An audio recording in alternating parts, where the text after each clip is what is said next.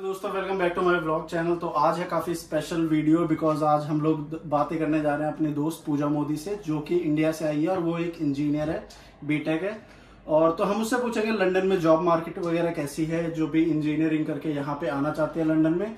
और मैंने सारे क्वेश्चंस जो भी मेरे को मेरे दोस्तों ने या और लोगों ने भेजे हैं वो सारे मैंने नोट डाउन कर लिए और इन सब पे पूजा के व्यूज जानेंगे। तो चले तो दोस्तों अब चलते हैं, हम लोग पूजा से बातें करते हैं और उनका व्यू जानते हैं कि लंदन में जॉब मार्केट कैसी है और आप लोग जॉब कैसे ले सकते हो इफ यू आर ट्राइंग। पूजा, आप अपने आप को इंट्रोड्यूस करना चाहोगे विद माय ऑडियंस? हाँ बिल्कुल। हाय एवरीवन, मैं एक इंजीनियर हूँ। I am software engineer right now. I started my journey from Sriganganagar. Sriganganagar में मैंने 12th क्लास तक अपनी स्टडीज करी एंड उसके बाद में I went to college for my BTech degree in computer science. I was a student in Bill Institute of Technology Mesra and उसके बाद में मेरी जो प्रोफेशनल जर्नी है वो स्टार्ट हो गई basically. Okay, so after your graduation, where did you work? Like, what is your prior experience? Okay, so after graduation मेरे को मतलब जॉब तो प्लेसमेंट से ही मिल गई थी, कैंपस प्लेसमेंट से। तो वहां पे मैंने इंटर्नशिप करी थी जहां पे मेरा प्लेसमेंट हुआ था। That was a travel software company, वो MNC ही थी। एंड देन उसके बाद में वहां से PPO मिलने के बाद में I started working there. I work there for 3 years and उसके बाद में एक स्टार्टअप का टच लेना था तो I went to a startup company over there in India. So what was the basic skill set required in that job which you did? So basic skill set initially for any kind of software job is problem solving, coding skill set. तो एक particular language you have to pick up. I picked up C++. I learned about it and उसके बाद में जो भी आपके interview processes होते हैं उनके अंदर एक जनरल राउंड यही रहता है, कोडिंग इंटरव्यू, एक HR राउंड होगा एंड एक प्रॉब्लम सॉल्विंग राउंड होगा और एक थोड़ा सा वो लोग आपको टेस्ट भी करते हैं उस मतलब जैसे कोई पजल्स पूछ के। तो that was kind of rounds I went through and यही मेरा स्किल सेट था कि कैसे प्रॉब्लम सॉल्व करना है, किस तरीके से कोई इंडस्ट्री लेवल पे सॉल्व करना है। मोस्टली यही रहता था। Nice. So you have your work experience in the travel industry at the moment? No, right? not right now. Okay. So it is a demand of the industry, but आप ultimately कर तो code ही रहे होते हो। Okay. तो मैंने 2-3 industries में काम किया। Started with travel and then I moved on to logistics. Okay. And then when did you come to London? So it's been 6 months now. Oh, that's great. So how's the job market at the moment? It started a little bit slow here. I felt कि यहाँ पे अभी pace पकड़ने में time लगा and now it's good. I feel थोड़ा सा improve हुआ है पहले से। पहले तो I was not even getting a single interview, applying for like hundreds of jobs, but now it's getting better. I can say that. Okay, so एक number दे देते हैं कि आप जब यहाँ पे लंदन में आए थे then एक नंबर दे देते हैं कि आप जब लंदन में आए थे तो आप कितनी कंपनियों में अप्लाई कर रहे थे और आपको कितने कंपनियों से कॉल आता था वर्सेस जो आज का टाइम है आफ्टर 6 months यहाँ पे आपका कितना टर्नओवर आ रहा है कि आप मतलब डेली कॉल्स बात कर रहे हो या फिर वीकली? तो वीकली आपके कितने कंपनियों से कॉल आ जाते हैं? देखो, आई स्टार्टेड पहले तो मैंने थोड़ा कम ही रखा था क्योंकि ऐसा नंबर डिसाइड करना थोड़ा टफ हो जाता है। अब यहाँ का मार्केट का आइडिया नहीं था, यहाँ पे क्या क्या कंपनीज है और स्टार्टअप्स कैसे काम करते हैं। बैंगलोर में तो when I was working it was so many firms and I had an idea कि एक पिक्चर थी एक बड़ी। तो मैंने ऐसे 10-15 कंपनीज में रोज अप्लाई करना स्टार्ट करा। Then I was not getting a single call, मतलब महीने में एक कॉल आ रही थी। महीने में 1 या 2 एंड दे ऑल्सो रिजेक्टेड मी कि नहीं ये सही नहीं लग रहा, मतलब आप एक HR कॉल कर रहा है तो उसका क्या ही चांस बनेगा। But now it's like 2 weeks में मेरे को 2-3 कॉल आ जा रही है एक्चुअली। तो it is a good. Okay, which is nice. So yeah. It is gradually increasing the job roles in the tech sector. I can say कि gradual increase नहीं हुआ, अचानक से थोड़ा बढ़ गया। ये थोड़ा सीजनल अप्रोच रहती है इनकी, इसीलिए शायद से। Okay, nice. And then just on the another bit, like I'm getting a lot of questions from India that if someone is in the tech or the science industry, how can one get a job in London from India? being in India? Yeah. From India, honestly मैंने India से directly apply नहीं करके देखा, but आप कुछ जैसे कुछ चीजें हैं जो आप कर सकते हो ट्राई, स्टार्टिंग विद कि आप जैसे लिंक्डइन पे अपनी लोकेशन चेंज करो first of all, and then अपना लिंक्डइन थोड़ा रिवैम्प करो, update it, try to make a like international जो स्टैंडर्ड्स के हिसाब से आपका रिज्यूमे है उसको थोड़ा इंटरनेशनल स्टैंडर्ड्स के ऊपर फॉलो करो, वहां पे लिखो कि सिंगल पेज रिज्यूमे हो गया for example, and then there are lot of things to follow, जैसे गूगल का XYZ मेथड होता है, जब आप रिज्यूमे में लिखते हो तो जैसे कि आपने X काम करके आपके पास X प्रॉब्लम थी, Y आपने टास्क सॉल्व करा एंड Z आपको रिजल्ट मिला, तो that's how you put points, bullet points बनाए और उस तरीके से ये अप्रोच फॉलो करो। उसके बाद में सॉफ्टवेयर इंजीनियर हो तो हाँ कोडिंग तो आपको करनी पड़ेगी, LeetCode is something you have to do daily, एक प्रॉब्लम करो या अपने डेटा स्ट्रक्चर्स एल्गोरिथम्स है उनको इम्प्रूव करो। फिर सिस्टम डिजाइन, अगर आप मतलब आप एक्सपीरियंस हो तो सिस्टम डिजाइन पढ़ने की रिक्वायरमेंट है ऑफ कोर्स, वो बहुत इंपॉर्टेंट है। फिर यहाँ पे एक नई चीज जो मैंने देखी that was values round, they give so much value to the values round. आपको पहला राउंड होगा HR के साथ, आपको कंपनी के बारे में बहुत कुछ पता होना चाहिए, आप अपनी रिसर्च करके जाओ जब आप जा रहे हो, you should have very good questions to ask them कि मतलब आप उनकी कंपनी की प्रॉफिटेबिलिटी, बिजनेस के स्ट्रक्चर पे क्या टेक्नोलॉजी यूज करते हैं उसके बारे में आपके पास क्वेश्चंस होने चाहिए, ताकि उसको लगे कि भैया आप एक्चुअली इंटरेस्टेड हो उनके काम करने में। फिर ये सारी चीजें होने के बाद में वो आपसे एक्सपेक्टेशन सेट करेंगे कि वीजा वगैरह वाली प्रोसेसेस तो ऑल्दो आते ही हैं, बट वो आपसे कुछ सैलरी वाइज एक्सपेक्टेशन सेट करेंगे, वो आपसे सेट करेंगे कि आप काम आना चाह रहे हो ऑफिस या नहीं, वो सारी चीजें भी होती हैं। तो ये सारी चीजें एक्चुअली जैसे इंडिया में होता है कि कंसिडर करी नहीं जाएगी या करी जाएगी, उसमें उसको इतनी वैल्यू नहीं दी जाती, बट यहाँ पे बहुत एक एक वर्ड को बहुत वैल्यू दी जाती है। तो मेरे से कुछ लोग क्वेश्चन पूछ रहे थे ऐसे कि फॉर एग्जांपल वो अगर इंडिया से अप्लाई कर रहे हैं, so in the application form they have to mention कि they require sponsorship, so in that case people the companies they reject the application form most of the time in these sectors, so इस चीज में वो क्या अलग अपने CV में दिखाएं that their CV can get considered for the role? Okay, so there are 2-3 things जो आप कर सकते हो अपने CV में। अगर आपके पास में वीजा स्पॉन्सरशिप नहीं है तो आप अपने CV में तो ऑलरेडी आप कुछ नहीं लिखोगे उसके बारे में, अगर है तो please mention it on the top कि आपके पास स्पॉन्सरशिप ऑलरेडी है। फिर अगर नहीं है तो आप एक अप्रोच ले सकते हो कि government.uk करके एक वेबसाइट है, वहां पे लिस्टेड जो कंपनीज होती हैं उनके पास में मतलब इनके पास लाइसेंसिंग होती है कि वो लोग वीजा स्पॉन्सरशिप दे सकते हैं या नहीं दे सकते, आप वो चेक करो वहां जाके, जो जॉब लिस्टिंग्स है सिर्फ उन पे अप्लाई करो जो आपको एक्चुअली दे पाए स्पॉन्सरशिप। आप ऐसे कंपनीज में अप्लाई करोगे जिनके पास लाइसेंस ही नहीं है तो फिर वो उनका भी वेस्ट ऑफ टाइम है, आपका भी है, एनर्जी भी वेस्ट हो रही है।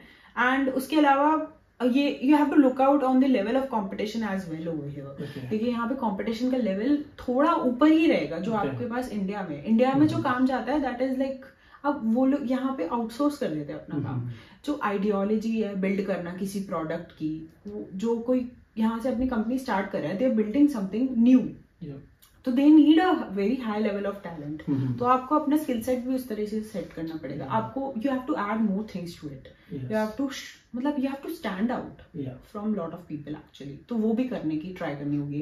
ऐड थोड़ा वॉलंटियरिंग काम ऐड करो, मल्टीपल प्रोजेक्ट्स ऐड करो, अपना गिटहब इंप्रूव करो अगर आप सॉफ्टवेयर में हो। And then I think you were saying कि आप ये डिफरेंट कॉम्पिटिशंस होती हैं जो उसमें पार्ट लेके वो चीजें शोकेस कर सकते हो अपनी लिंक्डइन प्रोफाइल पे। And I think we were discussing later yesterday I think कि आप कोई भी आप प्रोजेक्ट करते हो तो उसको लिंक्डइन पे एज अचीवमेंट दिखाओ अपनी और लिंक्डइन पे शेयर करो। Like I have seen a lot of your post as well कि आप कोई भी क्वेश्चन सॉल्व करते हो या कोई भी आपने चीज की तो आप उसको लिंक्डइन पे पोस्ट करते हो ताकि वो लोगों तक जाए और वो नोटिस करें उस सारी चीजों को। एग्जैक्टली अभी वो ना एक ट्रेंड आ गया है कि आप अपना शो ऑफ करो जो आप सीख रहे हो रेगुलर बेसिस पे ना, उसके बारे में आप उसको पोस्ट करते रहो। शोकेस करना बहुत इंपॉर्टेंट है, आप दुनिया के साथ सीख रहे हो ये बताता है। And then connect to as many as people you know, और अपना सर्कल थोड़ा सा और स्ट्रॉन्ग करो, ये चीजें भी बहुत इंपॉर्टेंट है। लिंक्डइन पे आपको बहुत नेटवर्किंग करने की जरूरत पड़ेगी। जब आप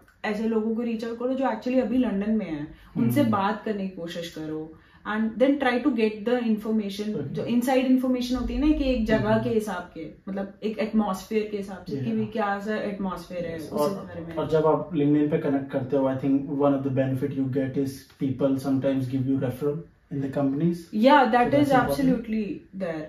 मतलब मेरे को मिले हैं 2-3 रेफरल, और अभी मैंने 2-3 कंपनीज में इंटरव्यूज भी ऐसे ही दिए हैं रेफरल के through. Okay, that's nice.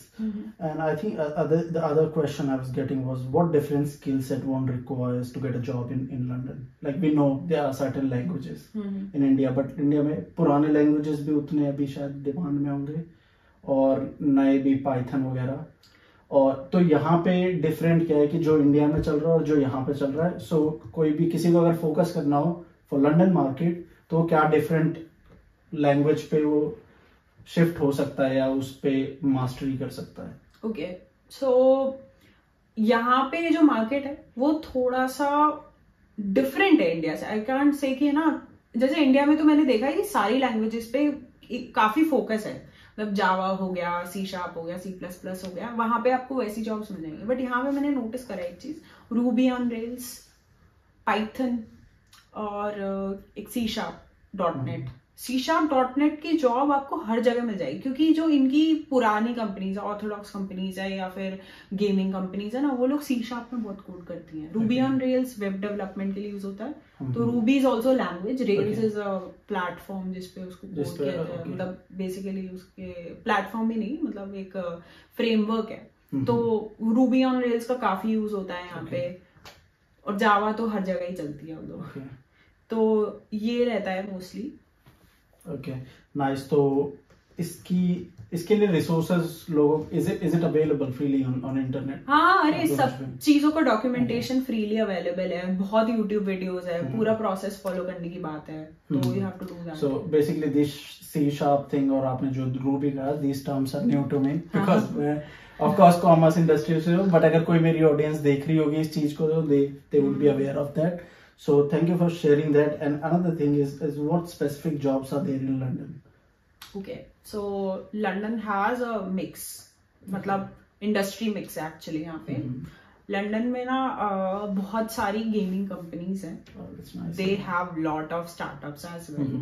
And then there comes a financial sector. There is a whole different financial perspective I have seen here. Bangalore fintech companies. हाँ, मतलब there are upcoming fintech companies. Then there are existing ones. जैसे बड़े बड़े banks हो गए. There are, मतलब उनको सबको अपना टेक डिपार्टमेंट है उनका, तो they need people. ठीक है. फिर उसके अलावा वो लोग यहाँ पे ना क्रिप्टो पे भी बहुत काम होता है एक्चुअली. तो आप है ना ब्लॉकचेन को बहुत एक्सप्लोर कर सकते हो.